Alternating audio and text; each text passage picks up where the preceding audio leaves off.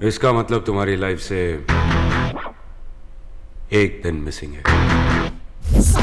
एक फिल्म आई थी Sunday, Ajay Devgn starrer. Film तो एवे ही थी, पर फिल्म में जो याद रह जाता है वो है इरफान खान और अरशद वारसी का ट्रैक। तू अबे मैं हूँ। अरे मैं तो खाली भाई साहब बोल रहा हूँ, चिल्लाया थोड़ी। अरे मैं कुछ तोड़ी आया यार। अरशद और इरफान के बीच की केमिस्ट्री ही फिल्म को थोड़ा ह्यूमरस, देखने लायक बनाती है। आपने दरवाजा क्यों बंद किया? देखिए आगे मत आइए, मैं बता रहा हूँ, मैं चिल्ला दूंगी। अरे भाई साहब, बलात्कार मर्डर से बड़ा पाप है। फिल्म बुरी फ्लॉप थी, पर फिल्ममेकर का ध्यान इस तरफ नहीं जाता है कि अरशद और इरफान के किरदार कितने कमाल के थे। उनकी जो कहानी थी उस पर फिल्म तक बन सकती है। इंडियन फिल्म मेकर्स, खासकर तथाकथित बड़े फिल्म मेकर्स, सिर्फ स्टार के इर्द गिर्द सोचते हैं, सपोर्टिंग कास्ट के अच्छे काम के इर्द गिर्द नहीं। जैसे कि एक ज़माने में करण जौहर की फिल्म SRK के बगैर नहीं बनती थी, ठीक उसी तरह से रोहित शेट्टी की फिल्म अजय देवगन के साथ ना हो। ये जो साठगांठ है सुपरस्टार और बड़े प्रोड्यूसर की, उसी ने ही फिल्म इंडस्ट्री का बंटाधार किया है। जो खलता है वो ये कि फिल्म पर अनाप शनाप पैसा खर्च किया जाता है, जो कहानी पर खर्च होता कहीं से भी नहीं दिखता है। वॉर 2 की कहानी पर अगर राइटर को 2 करोड़ मान लो दिए गए होंगे, तो क्या स्क्रिप्ट किसी ने पढ़ी ही नहीं, बस शूट कर दी गई? मैं भी राजकुराने का बेटा हूँ। ओए बावला हो रखा है के? संडे में अजय देवगन ने जो किरदार निभाया है वो कुछ करता हुआ दिखता तो है हर वक्त, बस वो किरदार नहीं बन पा रहा है। अजय देवगन फिल्म में आइसक्रीम चूसते हुए कभी उन्होंने पलट के राइटर फिल्ममेकर से ये शायद नहीं पूछा होगा कि भाई क्यों चुसवा रहे हो मुझसे आइसक्रीम। इस एक्टिविटी से किरदार कितना उभर के आ रहा है मेरे अंदर से। सुपरस्टार के अंदर किरदार से ज़्यादा एक ऑरा बनाने की कोशिश क्यों दिखती है कि ये बंदा सबसे फाड़ू है।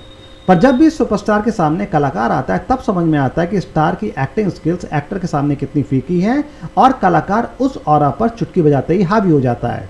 भाई साहब, मेरा सुपरमैन का ऑडिशन अगला, मेरी रेपुटेशन खराब हो जाएगी। भाई साहब, आप जरा दूर से बात करो।